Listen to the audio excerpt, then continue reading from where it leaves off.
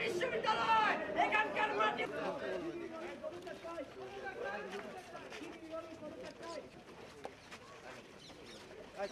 সারে গাড়িটা পাঠিয়ে দেবো।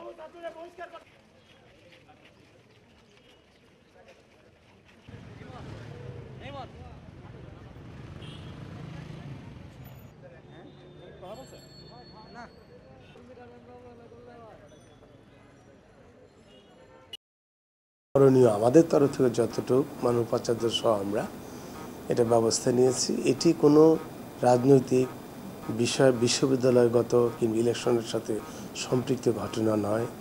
ঘটনাটি সমাজের ৮-১০টা ঘটনার মতোই। কিছু ভুল বোঝাবুঝি ওখানে ছিল।